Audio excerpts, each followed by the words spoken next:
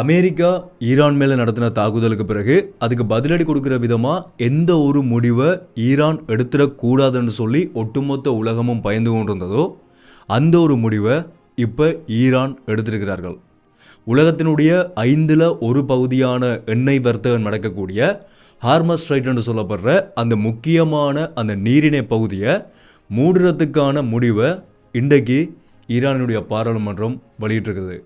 இப்போ அமெரிக்கா சீனாட்ட போய் இந்த முடிவை மாற்ற சொல்லி இதை மூடிடக்கூடாதுன்னு சொல்லி ஒரு வேண்டுகோள் விடுத்திருக்கிறார்கள். ஒரு மிகப்பெரிய ஒட்டுமொத்த உலகத்தினுடைய பொருளாதாரத்திலையும் ஒரு பாதிப்பை ஏற்படுத்த போகிற ஒரு முடிவாக தான் இந்த ஹார்மஸ் ஸ்ட்ரைட் என்று சொல்லப்படுற இந்த பகுதி மூடப்பட்டது இப்போ மாறி இருக்குது. உண்மையிலேயே இந்த ஹார்மஸ் ஸ்ட்ரைட்னு சொல்லப்படுறது என்ன, இது மூடப்படுறதால என்ன விளைவுகள் உலகத்தில் ஏற்பட போகுது, கச்சா எண்ணெயினுடைய ஒவ்வொரு பெரலுக்கான விலை $200 வரைக்கும் போகிறதுக்கான வாய்ப்பு இருக்கிறதா ஒரு தகவல் இப்போ வெளியாகி இருக்குது. உடனடியான மிகப்பெரிய அளவான விளைவுகள் ஒட்டுமொத்த உலகத்திலையுமே, அது அமெரிக்காலன்னு சொல்லி மட்டும் இல்லை, முக்கியமாக ஆசிய நாடுகளில் இதன் விளைவு மிகப்பெரிய அளவில் இருக்கும். ஒட்டுமொத்த குளோபல் எக்கனாமி மார்க்கெட்டே கிராஷ் ஆகிறதுக்கான நிலைமை உருவாகும் என்று சொல்லி ஒரு விடயம் இப்போ எச்சரிக்கப்பட்டிருக்குது. என்ன நடந்து கொண்டிருக்குது, எப்படிப்பட்ட விளைவுகள் இதனால் ஏற்பட போகுதுன்றதை தான் இந்த வீடியோவில் தெளிவாக விளக்கமாக பார்க்க போகிறோம். என்ன விஷயம் மட்டும் வேண்டா முதலேருந்தே சொல்கிறேன். அனைவருக்கும் வணக்கம், நான் உங்கள் விகே கரைகாலன். அதனால தெளிவாக தெரிஞ்சு ஓடுறதுக்கு முதல் என்னுடைய வீடியோக்கு பதினஞ்சாவது புதுசாக பார்த்து கொண்டீங்கன்னு சொன்னால் இந்த மாதிரி தொடர்ச்சியான இன்ஃபர்மேஷன்ஸ் அதேமாதிரி நியூஸ் எல்லாமே அப்டேட்ஸ் எல்லாத்தையும் தொடர்ச்சியாக பார்க்கணும்னு சொன்னால் சப்ஸ்கிரைப் பண்ணி அந்த பெல் ஐக்கனை கிளிக் பண்ணி ஒரு ஆப்ஷன் வச்சுக்கொள்ளுங்க. அப்போ நான் அப்லோட் பண்ண வீடியோஸ் எல்லாமே தொடர்ச்சி உங்களுக்கு கொடுங்க நோட்டிஃபிகேஷன்ஸாக வரும்.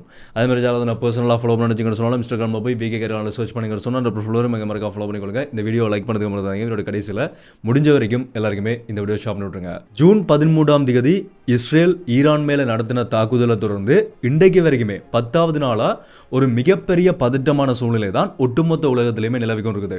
மேற்குலக நாடுகளுக்கும் இந்த பக்கம் மத்திய கிழக்கு நாடுகளுக்கும் 2 நாடுகளுக்கும் இடையில் நடக்கக்கூடிய கிட்டத்தட்ட ஒரு 3ஆம் உலகப் போர் என்ற மாதிரி மாறி போய் கொண்டிருக்கக்கூடிய ஒரு போராக தான் இந்த போர் மாறி இருக்குது. இதுக்குள்ள யாருமே எதிர்பார்க்காத விதமாக அமெரிக்கா ஈரான் மேலே நள்ளிரவில் ஒரு மிகப்பெரிய தாக்குதலை நடத்திருந்தது. ஆபரேஷன் மிட் நைட் ஹேமர் என்று சொல்லப்படுற நள்ளிரவில் கிட்டத்தட்ட 125 ஏர்கிராஃப்டை ஈரானுக்குள்ளே அனுப்பி ஈரானினுடைய 3 முக்கியமான அணு ஆராய்ச்சி நிலையங்கள் மேலே அமெரிக்கா தாக்குதல் நடத்தியிருந்தது. இந்த தாக்குதலுக்கு பிறகு 3ஆம் உலகப் போர் உருவாகி இருக்கின்ற வரைக்கும் இப்போ மிகப்பெரிய அளவில் ஏற்கனவே இருந்ததை விட அதி உச்ச கட்டமான பதட்டமான சூழ்நிலை தான் இப்போ ஒட்டுமொத்த உலகத்திலையுமே உருவாகி இருக்குது. ஏன்னு சொன்னால் இந்த தாக்குதலை தொடர்ந்து இப்போ ஈரான் சொல்லியிருக்கக்கூடிய விடயம் என்னென்னு சொன்னால், கட்டாயமாக இதுக்கு நாங்கள் பதிலடி கொடுத்தே தீருவோம். அமெரிக்கா நீங்கள் செய்தது சரியில்லை, ஈரான் மட்டும் இல்லாமல் ஈரானுக்கு சார்பாக இருக்கக்கூடிய சீனாவும் சரி ரஷ்யாவும் சரி இந்த ஒரு எதிர்பார்க்காத அமெரிக்காவினுடைய தாக்குதலுக்கு கட்டாயமா ஈரான் பதிலடி கொடுக்கும். அதுக்கு நாங்கள் 100% ஈரானோட இருப்போம் என்ற வரைக்கும் ஒரு கடுமையான எதிர்ப்புகளையும் ஒரு எச்சரிக்கை விடுக்கிற மாதிரியும் ஒரு விடயத்தை சொல்லியிருக்கிறார்கள்.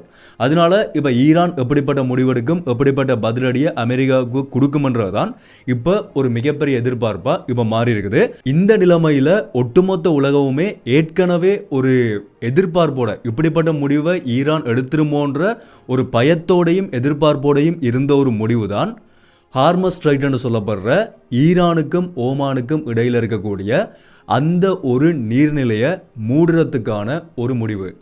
ஏற்கனவே ஜூன் 13 இஸ்ரேல் ஈரான் மேலே தாக்குதலை நடத்தினதை தொடர்ந்தே ஒரு பதட்டமான சூழ்நிலை உருவாகி இருந்தது. அந்த நேரத்திலையும் இந்த நீர்நிலை மூடப்படுமான்ற ஒரு கேள்வி இருந்தது. அதுக்கு பிறகு அமெரிக்காவினுடைய தாக்குதலை தொடர்ந்து தான் இப்போ கிட்டத்தட்ட இந்த நீர்நிலையை மூடுறதுக்கான முடிவை ஈரான் மேற்கொள்றதுக்கான வாய்ப்புகள் அதிகமாக இருக்குன்னு சொல்லப்பட்டது. அந்த ஒரு முக்கியமான முடிவை தான் இப்போ ஈரானும் எடுத்திருக்கிறார்கள். இந்த நீர்நிலை எதுக்காக முக்கியம்னு சொன்னால், உலகத்தினுடைய ஒட்டுமொத்த எண்ணெய் வர்த்தகத்தில் 1/5 பகுதியான எண்ணெய் வர்த்தகம், அதாவது 20% கச்சா எண்ணெய் வர்த்தகம் நடக்கக்கூடிய ஒரு முக்கியமான பகுதி தான் இந்த ஹார்மஸ் ஸ்ட்ரைட் என்று சொல்லப்படுற இந்த ஒரு குறிப்பிட்ட நீர்நிலை.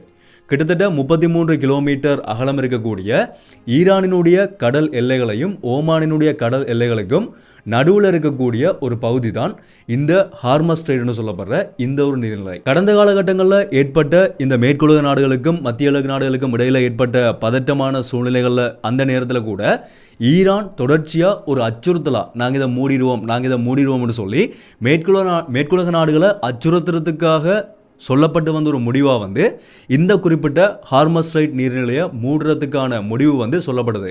ஆனால் அந்த நேரத்தில் அந்த முடிவு எடுக்கப்படலை. ஆனால் இப்போ கிட்டத்தட்ட இந்த நீர்நிலை மூடப்படலாம்ன்ற வரைக்கும் ஒரு முக்கியமான முடிவாக பாராளுமன்றம் வெளியிட்டிருக்கிறார்கள். அந்தளவு வரைக்கும் இந்த நிலைமை வந்து இப்போ மோசமாக மாறி இருக்குது. இந்த அமெரிக்காவினுடைய தாக்குதலுக்கு பதிலடி வழங்குற விதமாக.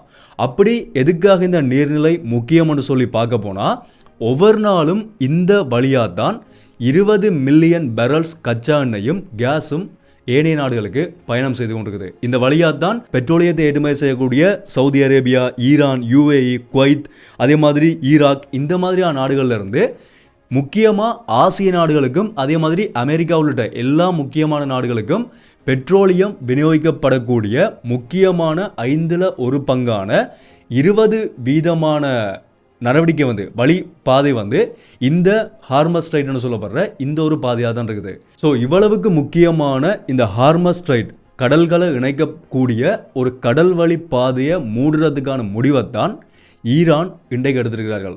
ஈரானினுடைய பாராளுமன்றத்தில் இதற்கான விவாதங்கள் நடந்ததுக்கு பிறகு இப்போ எடுக்கப்பட்டிருக்கக்கூடிய முடிவாக என்ன சொல்லப்படுதுன்னு சொன்னால், இந்த ஹார்மஸ் ஸ்ட்ரைட்டை அமெரிக்காவினுடைய தாக்குதலுக்கு பதிலடி கொடுக்குற விதமாக நாங்கள் மூட போகிறோம் என்ற மாதிரி ஒரு முடிவு எடுத்திருக்கிறார்கள். ஆனால் இதுக்கான இறுதி முடிவு, கடைசியான இறுதி முடிவு வந்து ஈரானினுடைய உயர்மட்ட தலைவர்களால் வெளியிடப்படும் சொல்லி ஒரு செய்தி இப்போ வெளியாகிருக்குது. கிட்டத்தட்ட இந்த பாதை மூடப்பட போகிற மாதிரி தான் இப்போ வரைக்கும் வந்திருக்கக்கூடிய செய்திகளில் எங்களால் பார்க்கக்கூடிய மாதிரி இருக்குது.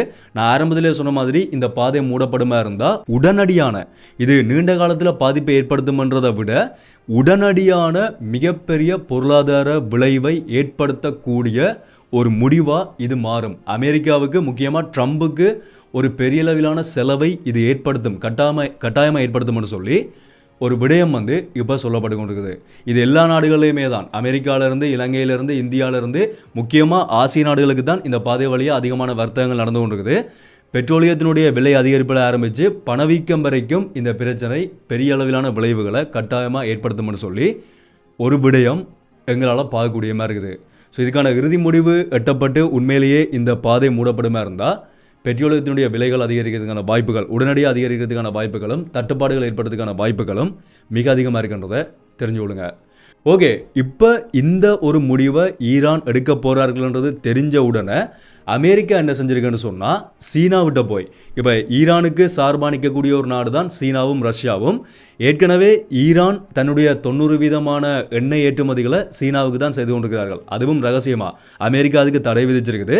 அந்த தடையையும் தாண்டி ரகசியமாக தான் சீனாவுக்கு 90% தன்னுடைய பெட்ரோலியத்தை வந்து ஈரான் ஏற்றுமதி செய்து கொண்டிருக்குது. அந்த ஏற்றுமதியும் இதே ஹார்மஸ் ஸ்ட்ரைட் வழியாக தான் நடந்து கொண்டிருக்குது. இப்போ அமெரிக்கா என்ன செஞ்சிருக்கிறார்கள்னு சொன்னால், இது பெரிய அளவிலான பொருளாதார விளைவை தங்களோட நாட்டுக்கு ஏற்படுத்தும்ன்றது தெரிஞ்சதுக்கு பிறகு அமெரிக்காவினுடைய வெளியுறவுத்துறை செயலாளர் இப்போ சீனாவிட்ட ஒரு வேண்டுகோள் வச்சிருக்கிறார். உடனடியாக இந்த ஈரானுடைய முடிவை வந்து மாற்ற சொல்லி நீங்கள் தான் சொல்லணும். இது பெரிய அளவிலான பொருளாதார விளைவை உங்களோட நாட்டுக்கு ஏற்படுத்தும். இது எங்களோட நாட்டுக்குன்னு மட்டும் இல்லை, இது ஒட்டுமொத்த உலகத்துக்குமே பொருளாதார பிரச்சனை ஏற்படுத்தும்ன்றபடியா, உங்களுக்கு 90% எண்ணெய் வந்து கொண்டிருக்கின்றபடியா உங்களுக்கு பெரிய அளவிலான விளைவுகளை ஏற்படுத்தும். ஸோ தயவு செய்து இந்த முடிவை மாற்ற சொல்லுங்கன்ற மாதிரி, ஈரான்கிட்ட நீங்கள் கதைங்கன்ற மாதிரி ஒரு விடயத்தை வந்து அமெரிக்காவினுடைய வெளியுறவுத்துறை செயலாளர் மார்க்கோ ரூபியோ வந்து இன்றைக்கு சொல்லியிருக்கிறார். செய்தித்தளங்களுக்கு வந்து வெளியிட்டிருக்கிறார். இதுக்கான பதில் இன்னுமே சீனாவிட்ட இருந்து வரையில. எப்படிப்பட்ட முடிவை ஈரான் எடுக்க போது, உண்மையிலேயே இந்த பகுதி, இந்த ஹார்மஸ் ஸ்ட்ரைட்னு சொல்லப்படுற இந்த பகுதி மூடப்படுமா இருந்தால் உலகத்தினுடைய குளோபல் மார்க்கெட்டில் ஒரு மிகப்பெரிய கிராஷை இது ஏற்படுத்தும். இது ஒரு கிட்டத்தட்ட நீண்ட காலமாக ஒரு எக்கனாமியில், ஒரு குளோபல் எக்கனாமியில் வந்து ஒரு அரசியல் பெரிய அளவில், பூகோள அரசியல் அதிகமாக நடக்கக்கூடிய ஒரு பகுதியாகவும் இந்த பகுதி வந்து கடந்த காலங்களில் இருந்திருக்குது. கடந்த காலங்களில் ஈரான் தொடர்ச்சியாக எச்சரிக்கை மட்டும்தான் விடுத்திருக்கே தவிர, ஆனால் ஒரு காலமும் இதை மூடலை.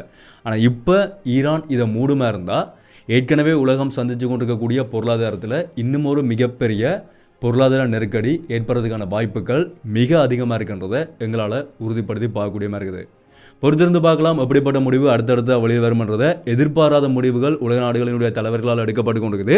கிட்டத்தட்ட 3ஆம் உலகப் போர் தான் இப்போ உருவாகி கொண்டிருக்கின்றதை எங்களால் ஓரளவுக்கு யூகிக்கக்கூடிய மாதிரி இருக்குது. அதுக்குள்ளேயும் இந்த உலகத்தினுடைய இந்த போக்கை வச்சு பார்க்கும்போது போர்ன்றது எப்போவுமே எந்த ஒரு பிரச்சனைக்குமே தீர்வாகாதுன்றதையும் இந்த வீடியோ மூலமாக என்னுடைய தனிப்பட்ட ஒரு கருத்தை வந்து நான் சொல்லிக்கொள்கிறேன். ஏன்னு சொன்னால் தேவையற்ற போர்களாக தான் பேசி தீர்த்து கொள்ளக்கூடிய பிரச்சனைகள் இன்றைக்கி தேவையற்ற ஒரு போராக வந்து மாறி இருக்குது. இதனால் பாதிக்கப்பட போகிறது கடைசியில் உலக மக்கள் நாங்களும் உலகத்தினுடைய பொருளாதாரமும் தான். வேறு எதுவுமே இதிலிருந்து கிடைக்க போகிறது கிடையாது. சரியான முறையில் பேச்சுவார்த்தைகள் நடத்தி இதுக்கான முடிவு பெறப்படுமா இருந்தால் உலக அமைதி பாதுகாக்கப்படும். பொறுத்திருந்து பார்க்கலாம். தொடர்ச்சியான அப்டேட்ஸ் வரும்போது கட்டாயம் அது எல்லாத்தையுமே நான் அப்டேட் பண்ணுறேன். அதில் நீங்கள் உடனுக்குடன் தெரிஞ்சுக்கணும்னு சொன்னால் சப்ஸ்கிரைப் பண்ணி அந்த வெள்ளைக்கணக்கு ஒரு ஆப்ஷன் வச்சுக்கொள்ளுங்க. அப்போ நான் அப்லோட் பண்ணுற வீடியோஸ் எல்லாமே தொடர்ச்சி உங்களுக்கு கொடுங்க நோட்டிஃபிகேஷன்ஸாக வரும். ஸோ மீண்டும் ஒரு வீடியோவில் சந்திப்போம். நன்றி.